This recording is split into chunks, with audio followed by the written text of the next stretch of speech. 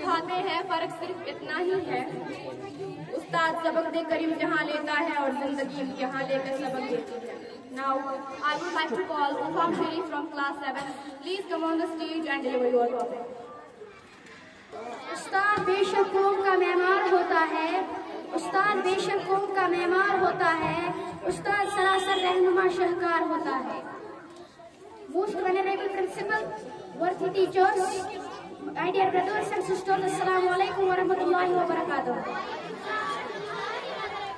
I, Ufam Sharif from 7th standard, today I am here to deliver a very valuable topic about Ustad का मर्तबा। सबक फिर पढ़ सदाकत का, शजाअत का, अदालत का, सबक फिर पढ़ सदाकत का, शजाअत का, अदालत का, लिया जाएगा तुझसे काम दुनिया की इमामत का।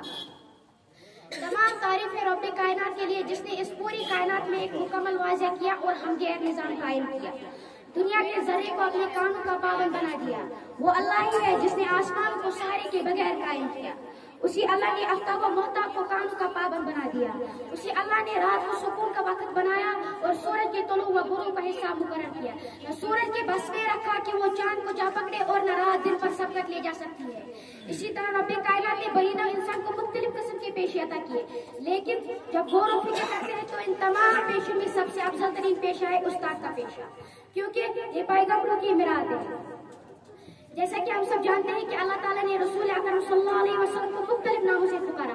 किसी जगह रहमतुल आलमीन, किसी जगह सैयदुल मुरसलीन, इमामुल मुत्तकीन वगैरह जैसे नाम इस्तेमाल किए। लेकिन रसूल पाक सल्लल्लाहु अलैहि वसल्लम ने फरमाया, मुझे सबसे ज्यादा फख्र इस बात पर है कि मुझे दुनिया में मौलिम बनाकर भेजा गया। इस बात से हमें अख्ज़ करना चाहिए कि ये कितना अजीम पेशा है, कितने खुशकिस्मत है वो लोग जिनको दुनिया में उस्ताद का पेशा नसीब हुआ है। इस पेशे की इतनी अजमत और शान की वजह से हम देखते हैं हम मुल्क भर में यौम उस्ताज़ा मनाते हैं। वो तमाम दिन असाज़ा बरादरी को इनके फर्ज रुतबे और जिम्मेदारी का एहसास दिलाता है, क्योंकि समाज के बनाने में असाज़ा का एक अहम रोल होता है। उस्ताद अगर चाहे तो आने वाले नस्ल को तरक्की, खुशहाली और अमन की तरफ मुआइल कर सकता है। दुनिया में आज तक जो भी फलसफी, दानिश्वर, सियासतदान, मुफक्किर, तारीखदान पैदा हुए वो सब उस्तादों की बदौलती हुई। तारीख गवाह है कि उस्तादों ने ही दुनिया को डॉक्टर अल्लामा इकबाल रहमतुल्लाहि अलैह, डॉक्टर जाकिर नाइक और डॉक्टर ताहिर कादरी वगैरह जैसी शख्सियत दी। उस्ताद ही कौम का मेहमान होता है। यौम असाज़ा उस्तादों को अपनी जिम्मेदारी का एहसास दिलाते हुए ये पैगाम देता है कि वालिदैन अपने नाजुक, मौसूम और कीमती औलादों को आपके हवाले करते हैं और ये उम्मीद रखते हैं कि यही औलाद, चाहे लड़का हो या लड़की, इनके सामने बाकिरदार, काबिल और ताबेदार बनकर आए।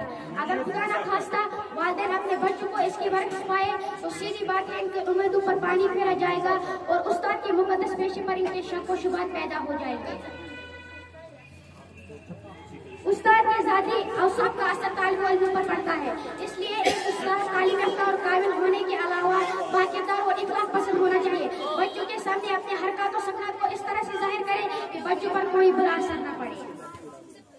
रहबर भी हमदम भी गमखार हमारे, रहबर भी हमदम भी गमखार हमारे, उस्ताद कौमों के हैं मेहमान हमारे। आखिर पर मैं अपने असाज़ा साहिबान से अर्ज करना चाहता हूँ कि यौम असाज़ा आपको यह एहसास दिलाता है कि आप अपनी जिम्मेदारी को खुश असलूबी के साथ अदा करें और कीमती, मौसूम और नाजुक बच्चों के मुस्तकबिल को संवारने की कोशिश करें ताकि हमारा भी मुस्तकबिल बन जाए और आपकी दुनिया व आखिरत भी संवर जाए। आमीन सुम्मा आमीन।